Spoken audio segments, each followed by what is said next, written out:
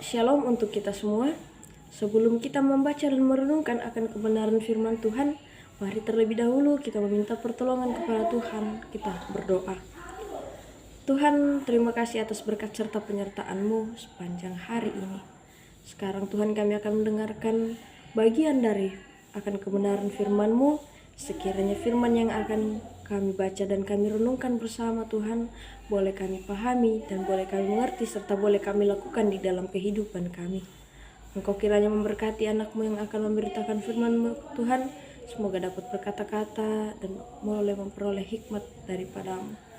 Tuhan, anak-Mu juga berdoa untuk yang akan mendengarkan. Sekiranya Engkau memberkati dan memberikan hikmat agar kami semua boleh mendengarkan dengan baik dan boleh mengerti akan maksud dan tujuan dari kebenaran akan firman Tuhan.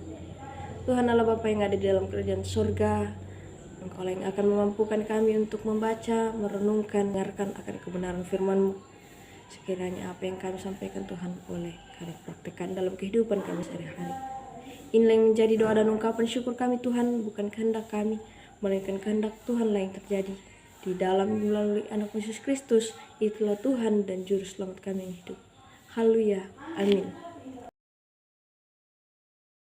Shalom bagi kita semua. Pembacaan kita pada hari ini terambil dari Markus 10 ayat 25 hingga ayat yang ke-31. Saya memberikan tema upah memikul salib dan mengikuti Yesus. Upah memikul salib dan mengikuti Yesus. Saudara-saudara dan orang tua yang terkasih, mengikuti Yesus berarti kita harus siap di dalam memikul salib. Kata salib bukan lagi kata yang asing bagi kita sebagai orang Kristen. Tetapi di sini yang menjadi pertanyaannya adalah apa makna salib bagi kita? Apa makna salib bagi kita sebagai orang-orang Kristen? Salib adalah simbol dari segala penderitaan. Salib adalah simbol penderitaan. Di mana di kayu salib, Yesus rela menanggung dosa-dosa kita dan Dia rela menderita. Di salib Dia dihina, Dia dimaki, Dia diolok oleh orang-orang yang tidak menyukai Yesus. Bahkan di kayu salib, Yesus rela menanggung dosa yang tidak sama sekali Yesus lakukan. Orang tua terkasih dan saudara-saudara, ketika kita membaca Alkitab tentang penyaliban Yesus, Dia juga mengalami begitu banyak penderitaan. Dan kalau kita juga melihat film Tuhan Yesus, betapa di sana kita melihat betapa panjangnya penderitaan Tuhan Yesus yang Ia harus tanggung. Sama seperti Kristus yang rela memikul salib yang begitu berat, demikian kita juga sebagai umatnya yang ditebus, kita punya tanggung jawab untuk memikul salib bersama Kristus. Di dalam Matius 16 ayat 24 dikatakan bahwa memikul salib adalah suatu syarat. Dikatakan di sana bahwa setiap orang yang mau mengikut aku, ia harus menyangkal dirinya, memikul salib, dan dia harus meninggalkan segala sesuatu dan harus mengikut aku.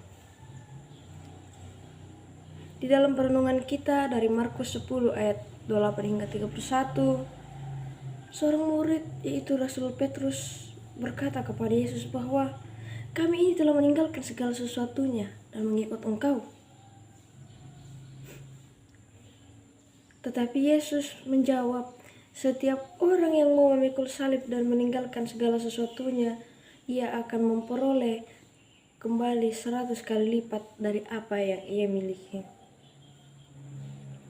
Dan bukan hanya itu saja Bapak, Ibu, dan Saudara, tetapi Yesus juga menjanjikan bagi kita kehidupan yang kekal. Ketika kita mengikuti Yesus, kita diberikan kehidupan yang kekal bersama Bapa di sorga. Orang tua terkasih dan saudara-saudara, ketika kita mau memberi diri memikul salib dan mengikuti Yesus, ada hadiah yang akan diberikan bagi kita, yaitu kehidupan yang kekal. Memikul salib juga bukan berarti kita harus siap memikul kayu salib seperti yang Yesus pikul. Tetapi memikul salib bagi kita adalah kita harus rela menderita, kita harus bersama Yesus. Bagi orang percaya dikatakan bahwa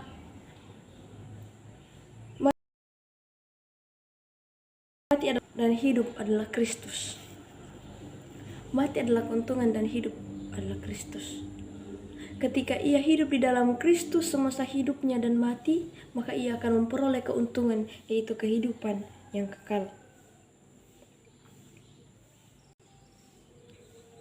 Dan juga Bapak Ibu, sudah tentu orang yang hidup di dalam Yesus Kristus itu akan memperoleh kehidupan yang kekal. Karena di masa hidupnya, ia senantiasa hidup menurut Kristus.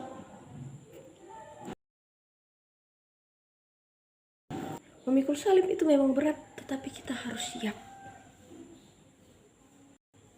Contohnya di dalam kehidupan pelayanan kita selalu mengeluh banyak pelayanan, belum pelayanan di sana, lalu ada lagi pelayanan dari tempat lain.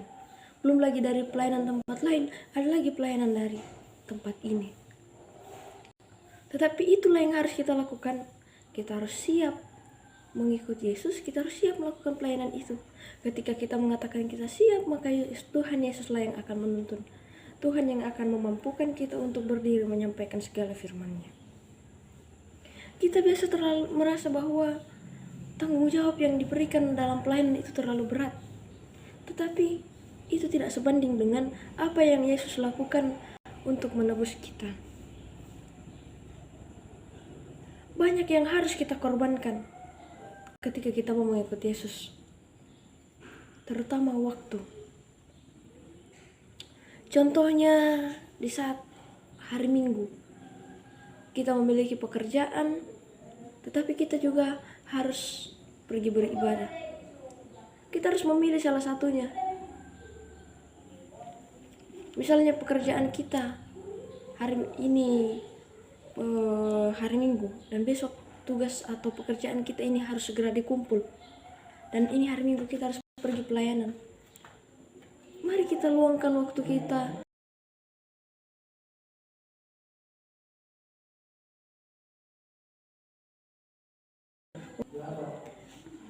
masih akan dituntun oleh Tuhan untuk menyelesaikan segala sesuatunya ketika kita meminta pertolongan kepada Tuhan. Tetapi ingat juga bahwa segala pekerjaan atau kesibukan itu bukanlah alasan untuk tidak melakukan. Orang tua terkasih dan saudara-saudara,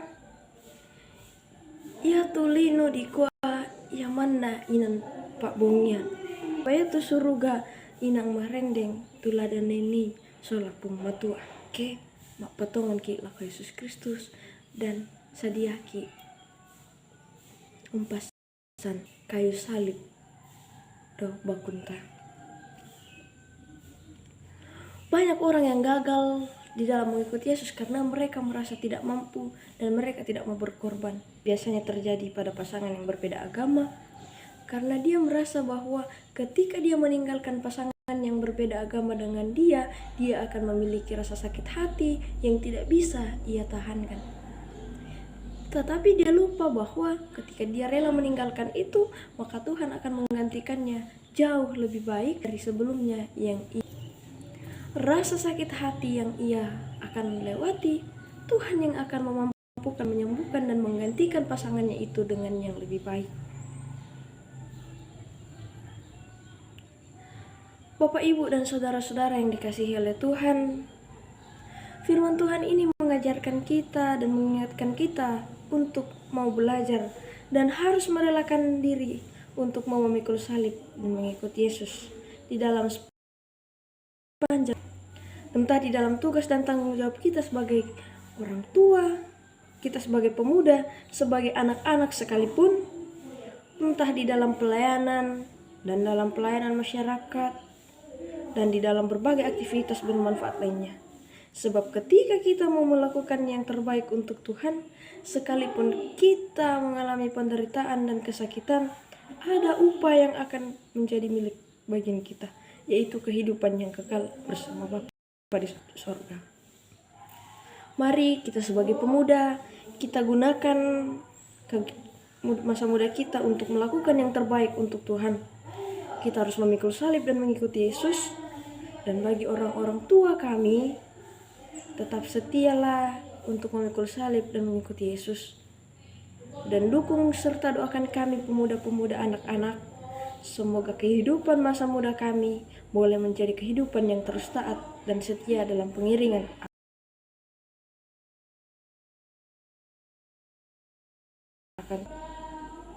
Amin. Firman Tuhan, Tuhan dimuliakan.